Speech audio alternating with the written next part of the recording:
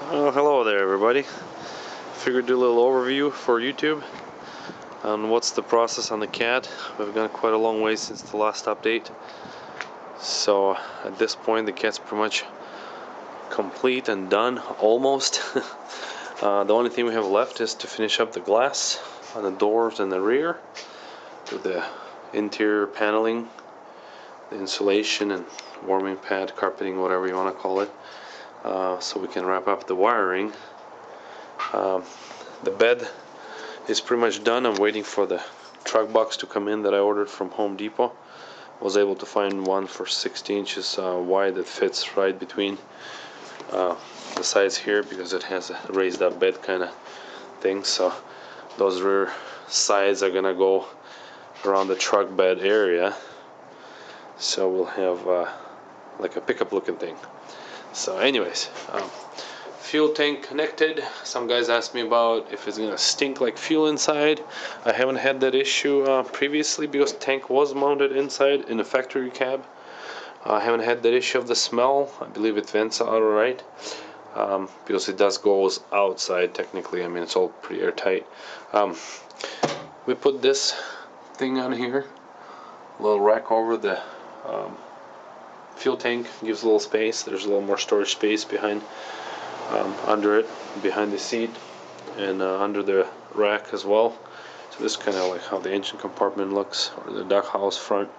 The radiator's tucked in front. It is electrically driven fan. Virus brand wipers.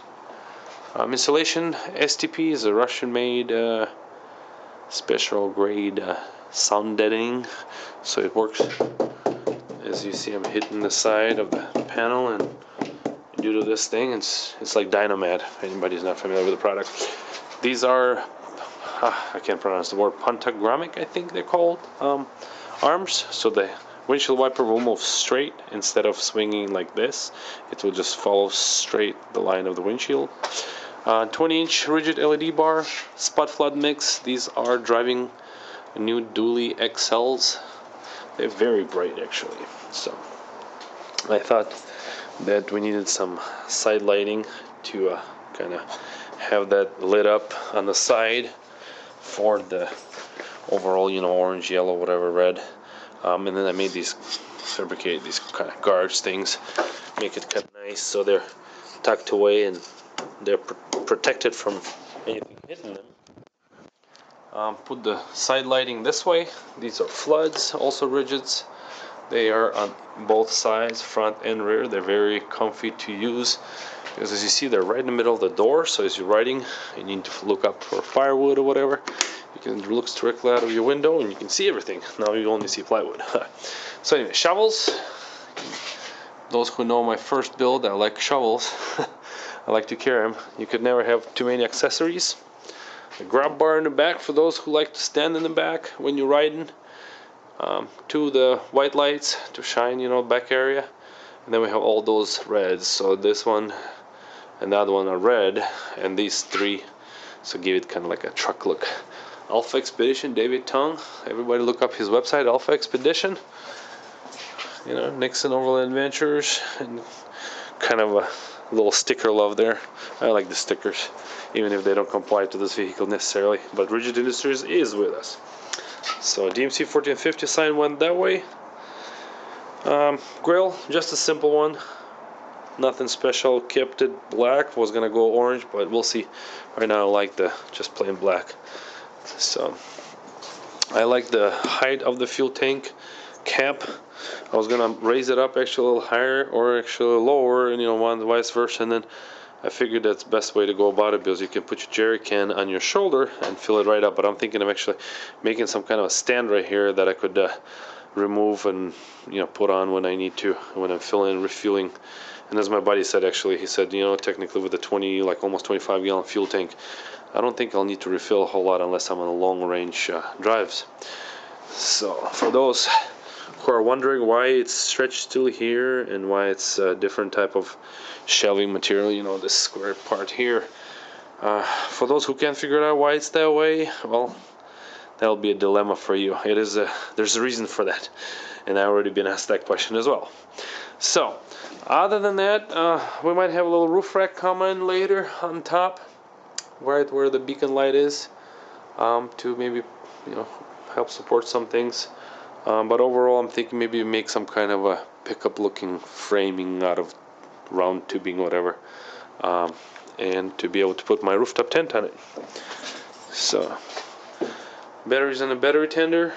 The engine has been running, so we're waiting for the exhaust to be finished up, and that's pretty much it. So comment, like, subscribe, I don't know, ask questions, whatever's to your interest. This is a custom restoration by me, Nixon, Bud Nixon, Nick. Everybody knows me differently. I go by Nixon actually. Usually you can find us on nixonoverland.com, or you can watch all the rest of the videos on the YouTube channel. So subscribe, like, and let me know what you think of this. I mean, more or less, a lot of this stuff, a lot of guys ask the question, and I'll wrap it up pretty quickly here. A lot of guys ask, you know, for what reasons were done. Things like, you know, many screws up in the front, and why screws are not rivets. You know, what's the thickness of the aluminum skin? What's the thickness of the framing? You know, what's the roll bar for, and what's the thickness of it, and what's the sizing on it? I'm not an engineer. I'm just a, what do you call it, home garage builder. So a lot of these things are just, you know, in my opinion, I think that 16 gauge skin is good enough. Thinner is probably going to be enough, but I like a little bit thicker. I don't think it puts on a lot of extra weight versus the thinner skin. But it just makes me feel better because I can put my glass in and whatnot. Why did I go with a 1-inch tubing for aluminum frame for the cab? Just because I figured 1 inch was a good one, and I went with the 1/8 inch thickness because I figured it was sturdy enough. And once again, I think the weight is there and it's the right way. Tubing, I mean, I thought that was good enough to go with like a 2x4 and a 2x3 for the support beams. Why did I go with this side of the glass? It's just because I went with that side of the glass. So a lot of these things are, you know, personal preference. I mean, I like the rivets, and I mean, I like the screws, and I never dealt with rivets, so maybe one day I'll do one with the rivets. But I know that this is probably too much going every inch, but I think that looks pretty good. You know, it looks right, in my opinion. And guess what? It's my build, so I build it the way I like to build it. And if you build something that's your custom build rig, you know, you're welcome to build it the way you would like to. So like I said, a lot of things are just personal matter, personal, you know, taste. It has nothing to do with certain specifics of building things. So there you go. Hopefully that wraps up and answers a lot of questions. Watch the other videos on the channel, and we'll talk to you later. Let it snow. Hey.